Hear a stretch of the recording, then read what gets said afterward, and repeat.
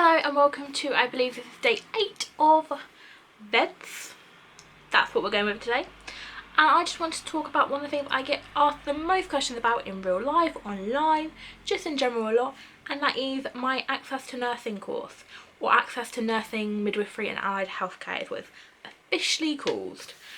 So I thought I'd go through a few of the frequently asked questions that I get a lot about the course. One of the questions I get asked a lot is how long is the course, and that is one of the easiest things to find out. Most courses are a year, so they're September to May, June time. I did the intensive, which I've discussed in a video before, where I actually started right at the very end of December and went right through to May.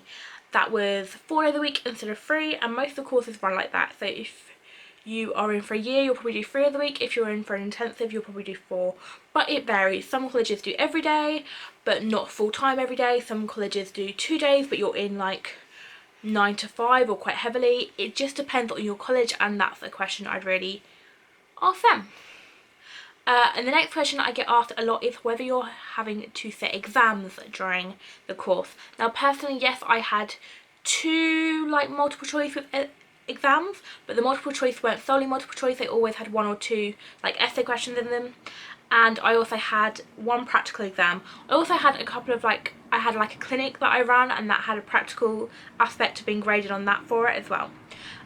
However, all of these were set by my teachers. They were all written, and like the tests were written by my teachers and the grading was done by my teachers, and obviously that got approved by the awarding body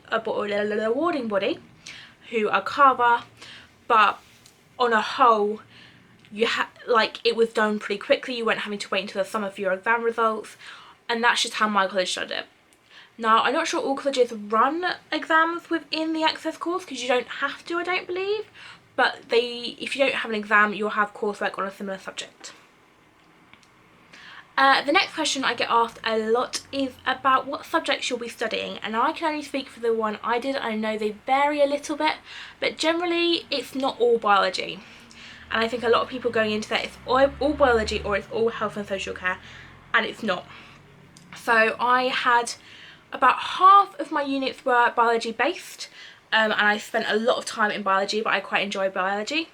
But then I also had psychology, which made up quite a big chunk of my course.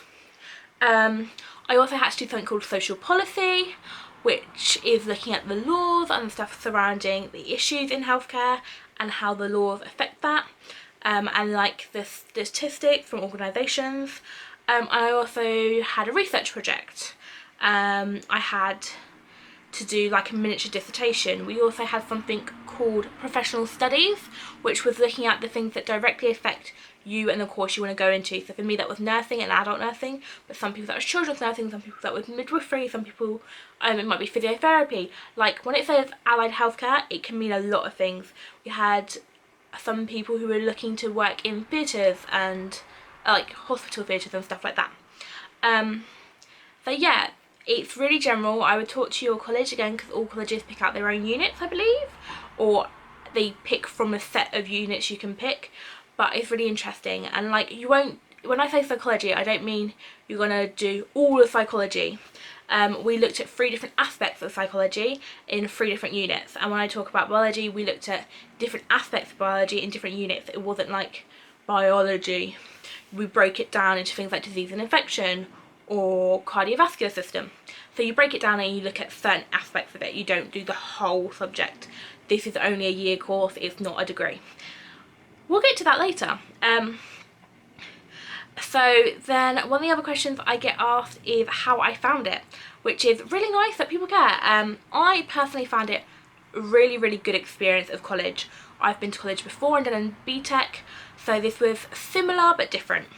I found that personally I had very good teachers, and the college valued its Access students a lot, and that they were willing to give us lots of time and attention, and like just they spent a lot of time trying to get the best out of us and help us whenever they could. And for me, I really valued that, and our staff team. I found it very intensive, and I know I did this course in a short amount of time, but I was working about 2 days a week, so I was working about 14 hours a week, and then I was also in college for at least 20-25 hours, and then I was probably doing another 20-25 hours or at least a week of coursework. So it is a lot of work. It's not a little quick course. If you can write quicker, if you have a better understanding of how to write to a high level, then great, you might get your essays done quickly. I personally didn't. I would spend probably about 10 hours on a 1,000-word essay at least, if not nearer 20, and I would not necessarily time them. Like, I knew that in terms of writing it, I could write 500 words in an hour if I really put my mind to it. 400 words an hour if I really put my mind to it. But that's not the referencing, that's not the planning, the drafting, the getting distracted, the making the cups of coffee. Like, you have to factor in that time, and it does take a long time to write essays. So be prepared for the workload. Be prepared to say, right, this evening a week, I'm not going out, I'm not doing anything else, I'm getting someone to look after the kids if I have kids. I don't personally, but I know people who did on my course. And I'm just gonna write my essays. I had a friend who spent like from Friday till Tuesday straight up writing, and she finished about 3 essays and she just got them handed in because that's what she needed to do to feel confident and calm. And if you leave those essays or the coursework you're doing to the last minute, you will feel panicked. And so it's really advisable to plan well, plan it all out, and really give yourself the time you need, because you need a lot of time. Like, if you miss a lesson, your teachers aren't going to help you catch up because you couldn't be able to turn up to that lesson because you were ill. Maybe if you're ill, but like if you were running late, you forgot to get up, they're not going to want to help catch you up. They might not even have the time if you're ill. Like, my biology teacher was really strict on it. Unless you had a decent reason not to be in his lesson, he wasn't going to help you catch up. And you had to do that legwork yourself, and luckily all of our presentations and resources were put on this online system that we could access, which was brilliant. And I hope if you're planning on doing the same course, you can get the same access to your resources. But you were in charge of catching up, and I think that's a very important lesson, and very important for when you get to university, because it will be the same way. I think, anyway. I'm not there yet, but I'm guessing it will be the same way.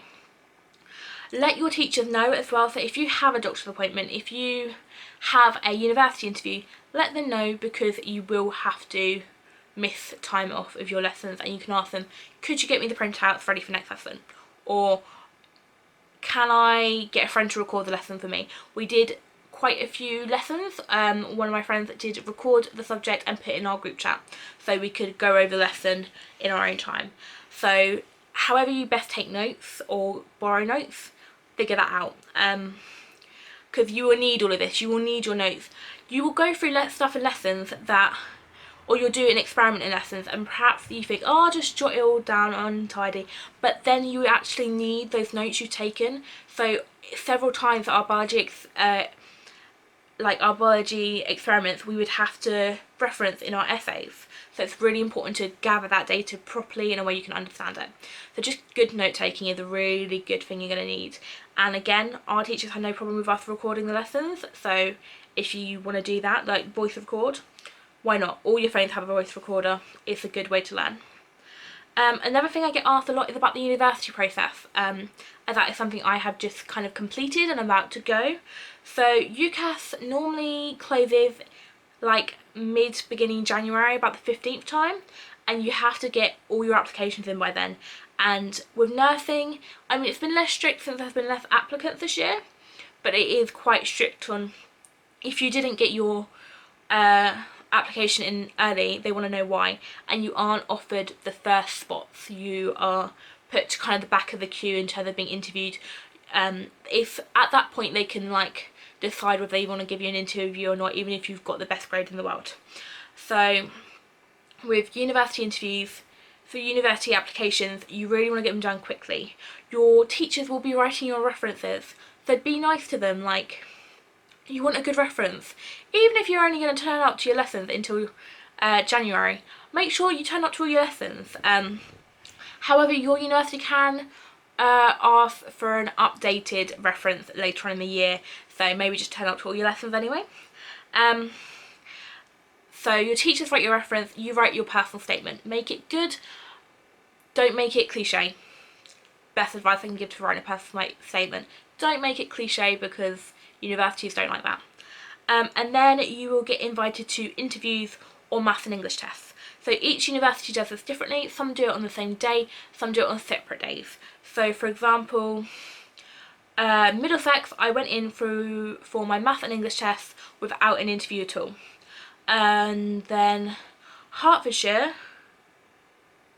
I went in to do my maths and English tests, and if you failed your maths test, they sent you home before you even got to your interview, but if you passed them, you got your interview on the same day. And that was the same for Bedfordshire as well. So just different universities do it differently. King's, you did your interviews and then you did your maths and English tests. It just varies on your university. I think it varies on the years, but you do have to go to an interview. From my knowledge, this is an NHS policy kind of thing, that before you can start a nursing degree, your university have to meet you and interview you. You do have to do a maths and English test just to make sure your maths and English is at a high standard, but these aren't standardised. These are different tests for different universities. Some I found really easy, some I actually found a lot more difficult. So it does vary. And then the grading system is different for universities. For example, King's graded your interview, maths and English, and then combined your score, whereas other universities grade your maths and English, and if you don't pass them, you don't get an interview, or if you don't pass them, even if you interviewed amazingly, you don't get offered a place. And so that is something you have to be aware of with your university applications. Also, in my personal experience, once you have offers, and your top offer will start getting you almost prepared to start. So I had to do my DBS check for my university and my occupational health assessment forms all back in like June at the latest, I think. So a lot of my prep work for university had already started, in terms of you will need a DBS check for when you go into hospitals. So that had already started the process for me. And the other thing is, be really honest on your applications. All universities will tell you this.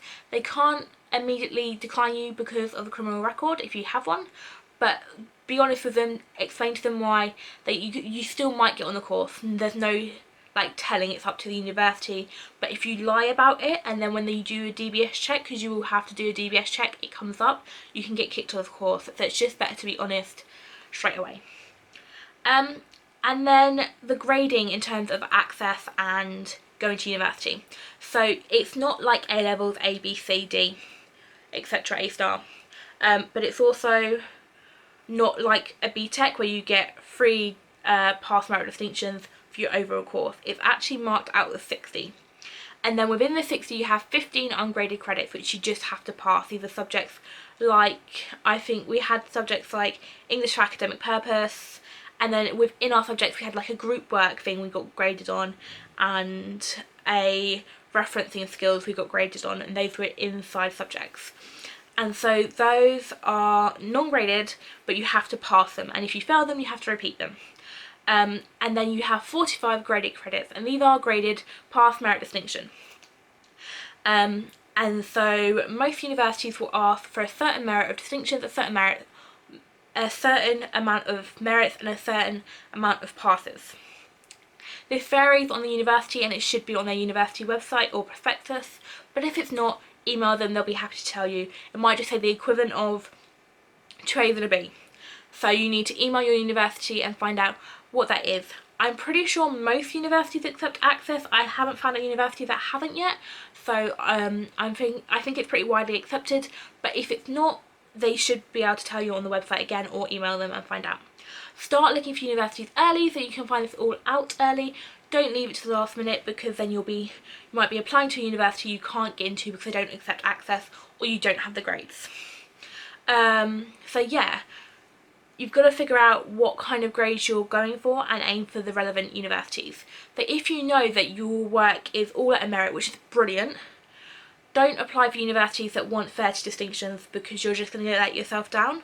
Maybe have it as your insurance choice, or even if you have it as your top choice and you don't get it, make sure you have an insurance choice which is lower grade boundaries.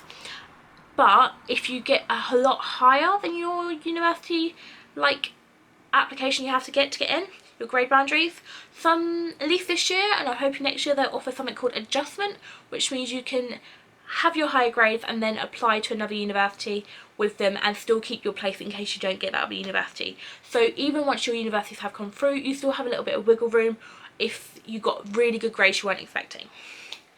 I think that's all the things that I was wanting to cover in this video. It's got quite long now. If you have any other questions about the Access course or anything I found about it, please leave them down below and I'll get back to you as soon as possible.